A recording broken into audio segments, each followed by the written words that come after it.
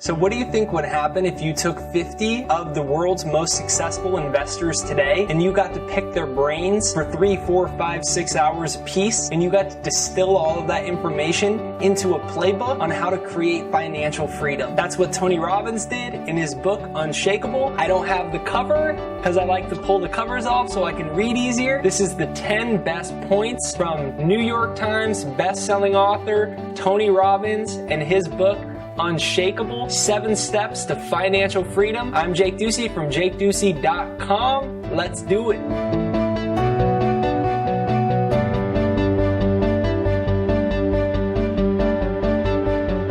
Big idea number 1. Money is a tool.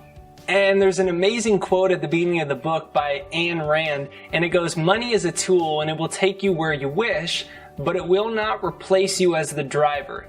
Many of us believe that money will bring us to a point where we finally feel free and secure and excited and empowered and alive and joyful. But the truth is, you can achieve that beautiful state right now, regardless of your level of material wealth. So why wait to be happy? That's the first question that Robbins poses in the book. Why wait to be wealthy? Why wait to feel that wealthy state of consciousness and feel happiness? Because money is this beautiful tool, and you're going to learn in this video powerful steps you can take to create financial freedom, but don't wait until then to start to feel jazzed about your life. Number 2, wealth tax yourself. In the book, there's a really moving story, and it's of a UPS worker. He never made more than $14,000 a year. A guy comes to him and says, "Hey, I'm going to make you rich." And he said, "What are you talking about? I work for UPS and I don't make more than 14 grand. And the guy said, "It doesn't even matter. What I'm going to do from this day forward is I'm going to put a wealth tax on you. It's 20%. And the UPS worker wasn't too happy about that, but he adjusted. So he committed to saving 20% of his paycheck every year, year after year. And even his bonuses, he put that all to his wealth tax and invested it. And by the age of 90, guess how much he retired with? $70 million. That's the true story of Theodore Jones, illustrating that, you really don't need to make that much money to be financially unshakable and create success in your life. You need discipline and time. And a lot of people say, "I can't invest because I don't have the money." What they really don't realize is they don't have the money because they're not investing. What you and I need to do right now is commit to putting a wealth tax on ourselves to make ourselves better in the future by setting systems in place today. So if you're thinking, "I can't be wealthy," he made 14 grand a year and he ended with $70 million. It's all about being disciplined and putting that percentage away. It doesn't matter how much money you make. You can become very rich in life. It's the beautiful power of compounding interest. Number 3, compounding interest begins now, so start today. The first pattern that we need to recognize is the one that Warren Buffett has harnessed to amass a serious fortune. And his fortune is about $65 billion. So what's his secret? It's pretty simple. He says, "My wealth has come from a combination of living in America, some lucky genes, and compound interest." It's a common misperception, and it's this belief that if you earn enough income, you'll be financially free. But we've all read stories about movie stars and the musicians and the athletes who earn more money than God, yet they ended up broke because they didn't know how to invest that income or what to do with it. The awesome power of compounding interest is that over time, this force can turn a pretty modest sum of money into a serious fortune. You're never going to earn your way to financial freedom, and the real route to riches is to set aside a portion of your money and invest it so that it compounds over many years. That's how you become wealthy while you sleep, seriously. And that's how you achieve true financial freedom. But how are you going to get there first? You gotta start to save and invest, become an owner rather than a consumer. And the single best place to compound money over many years is in the stock market. In the book, Tony Robbins says, let's compare 2 people right now. First is a 19-year-old kid, and the kid says that he wants to get rich, so he takes $300 a month and saves it into an index fund, and he lets that build, but he quits at age 27. So he's got about $28,000 in the account, and it grows at about 8 to 10% annually Pretty standard. Now, the second person is 29, and he says, getting rich sounds like a good idea to me, so let's do it. And he does the same thing, saving $300 a month until he's 65. So we've got $140,000 compared to the guy's $28,000. But that's not exactly true, because here's what happens due to compounding interest. Get this. The 19-year-old started early, so that extra 10 years, although it wasn't a lot of money, only $300 a month, paid off more, because by the end, he had close to $2 million. The 19-year-old started with $28,000 and he ended up with $2 million. And the 29-year-old still had $300,000 less than the 19-year-old, because the 19-year-old started sooner. He started young and he didn't touch it. And so what those two scenarios do is illustrate the power of starting now. Just to show you, the S&P 500 returned an average of 10.28% from year 1985 to 2015. And at this rate, your money doubles pretty much every 7 years thanks to the power of compounding interest. So you would have made a killing if you just had something that tracked and owned the S&P 500. So let's say you invested $50,000 by 1985. Well, how much would that money be worth? Almost $1 million, like $900,041, trying to do the math in my head. That's how much money you would actually have. So start now and trust the power of compounding interest. It's created more fortunes than anything in the entire world. And just remember the story from the previous example of the UPS worker with $14,000. I promise you, Tony promises you in the book, Warren Buffett promises you, you can do it too. Number 4, you can't earn your way to wealth. You won't get rich from your income. Most people do not take advantage of investing or compounding interest. You know that. And instead they continue to believe that they can earn their way to riches. And it's a common misperception.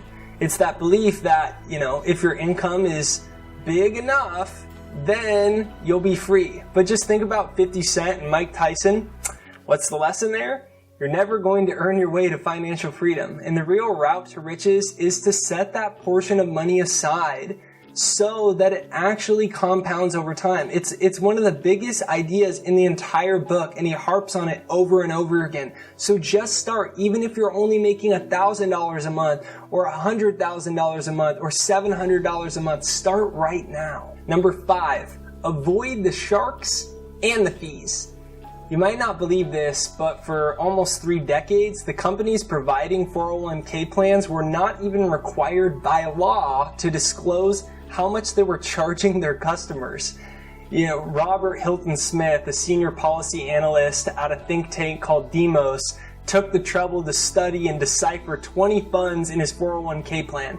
And he hacked his way through all the legalese and all the confusing theories, and then he wrote a report about it that was called the Retirement Savings Drain.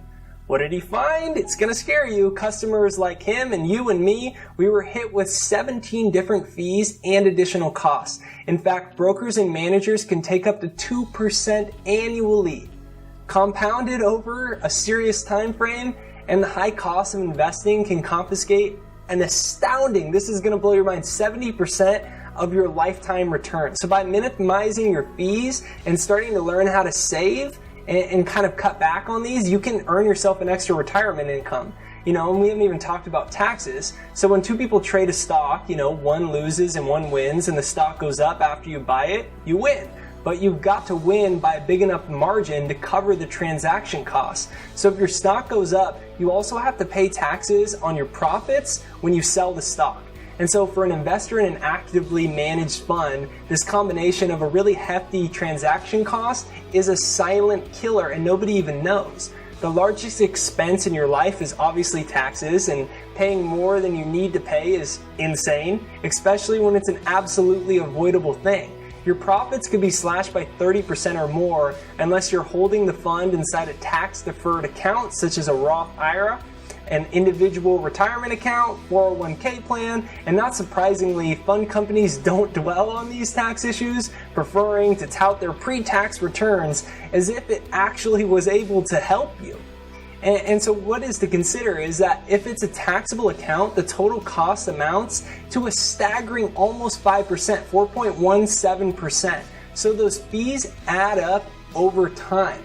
So what he harps on is, if you haven't yet, start with a Roth IRA account. You're going to be untaxed if you hold that until you retire. Number 6, who can you trust? The more money that you have, the more you're likely to seek out advice. And 81% of people with more than $5 million have an investor. But how do you find an investor that you trust, and who deserves your trust? Unfortunately, financial advisors work in a system that's beyond their control, and it's a system that has tremendous financial power and tremendous incentives to focus on maximizing profits above all else. And this is a system that richly rewards employees who put their employer's interest first, their own interest second, and then third, distant third, their clients. 90% of the roughly 300,000 financial advisors in America are actually just brokers. Crazy! In other words, they're paid to sell financial products to customers like you and me, and then they get a fee in return. And the odds of finding a good advice from one of those types of people can dramatically improve if you steer clear of all the brokers and work instead with independent advisors who actually have a duty to put your interests first, or how to ask the right questions. So how do you pick one? First, check the advisor's credentials. Second, ideally, if you're getting an advisor, you should start to get someone that actually will not just help you design your investment strategy. And then third, you want to make sure that they actually have experience working with people like you. Fourth, it's also important to make sure that you and your advisor are aligned on the same philosophical level. Fifth, it's important to find an advisor that you can relate to on a personal level. And then 6, Tony says, a world-class advisor will help you immeasurably from start to finish, defining your goals, keeping you on a steady path towards them. And in particular, they're going to help you to navigate the market and all of its volatility. And they're going to massively improve your ability to hit your goals. So, brokers aren't necessarily bad. You just got to start to look deeply and ask the right questions instead of blindly hoping that someone's going to protect you and save you. Got to start being smart. Number 7 key questions to ask your advisor. First, are you a registered investment advisor? If the answer is no, this advisor is a broker. Second, are you or your firm affiliated with a broker-dealer?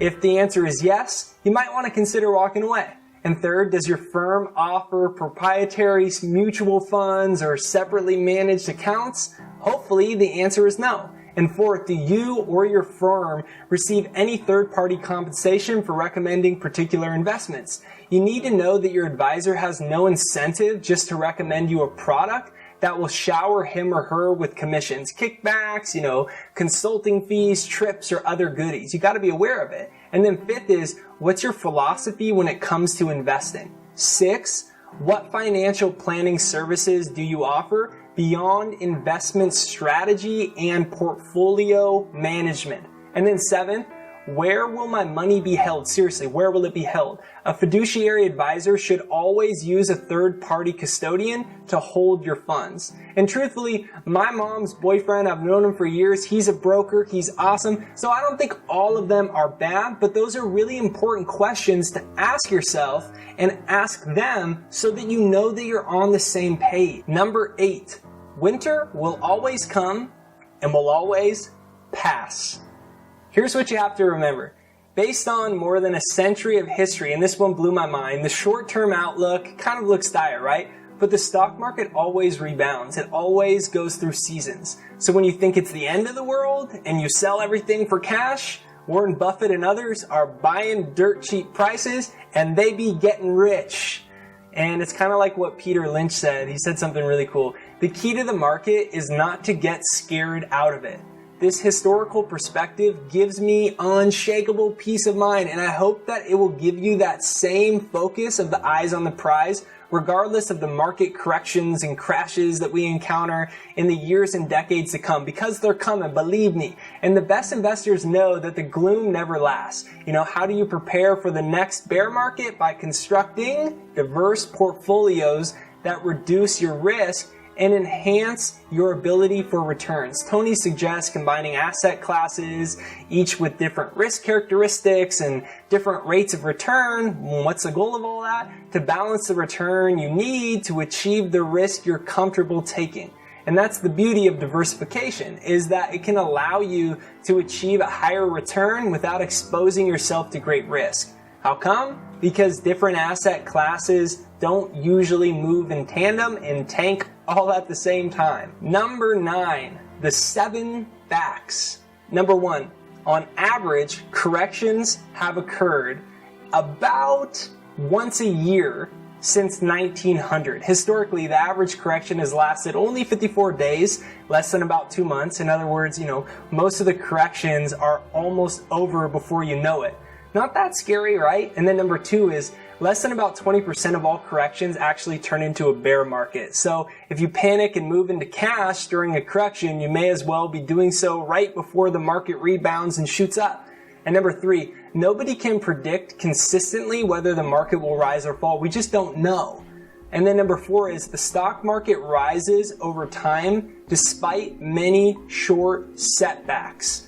So despite a 14.2% drop within, the year of the market, the US ended up with a positive return of 27 of the last 36 years. Number 5, historically, bear markets have occurred every 3 to 5 years. But no one knows how long they're going to last, and they don't last forever. Usually they last about a year though.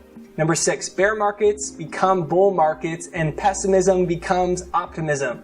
When the mood in the market is overwhelmingly bleak, super investors such as Buffett tend to view it as a kind of a positive light. They start getting rich. And then number 7, the greatest danger is being out of the market.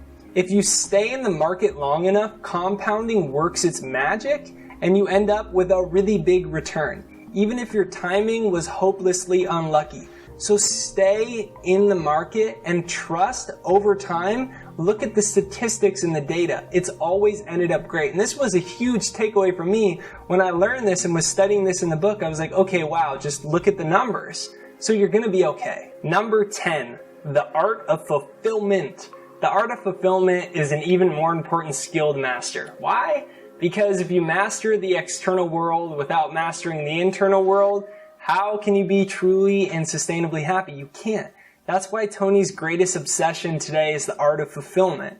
He says, you must keep everything growing. Everything in life either grows or it dies. That goes for relationships and businesses or anything else. And then second, he says, you have to give. If you don't give, there's only so much that you can feel inside, and you're never really going to feel alive.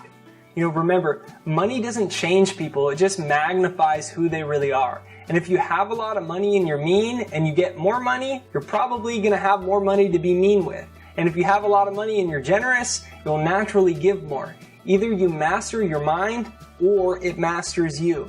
The secret of living an extraordinary life is to take control of the mind. And since this alone is going to determine whether you live in a suffering state or what Tony calls a beautiful state, in the end, it's all about the power of decisions. Our lives are shaped not by our conditions, but by our decisions. Will you commit to enjoying not only everything when it goes your way, but also when everything goes against you? When injustice happens, when someone screws you over, when you lose something or you lose someone you love, unless we make a definite decision to stop suffering and live in a beautiful state, our survival minds will create suffering whenever it wants to, whenever expectations are broken, whenever things don't go our way. And it's just like, what a waste of a life. So he ends with, make it your goal and your intention to create a happy life. You can have all your money compound. You can be making $14,000 a year and turn it into $70 million, just like the UPS worker did. But you gotta start to make it your intention to master the art of fulfillment. To say, no matter what, I'm going to live in a beautiful state, and I'm not going to let suffering and all these things of the world and all my stress just pull me down, because I deserve to be happy. And when you come with that mindset, coupled with starting to gain financial intelligence and starting to manage your money, you create success, and it's a really amazing life. So those are my 10 best ideas from Tony Robbins' book, Unshakable. I'm Jake Ducey from jakeducey.com. Be sure to subscribe, hit the bell notification thing in the corner so you get notified for more videos. Comment below your favorite idea or the one you're going to act on right away, one of the first steps you're going to take. You can also head to jakeducey.com and you can get my free success hypnosis to start to program your mind for more success in life. I hope you enjoy this video. Have a wonderful day, and I'll see you on the next one.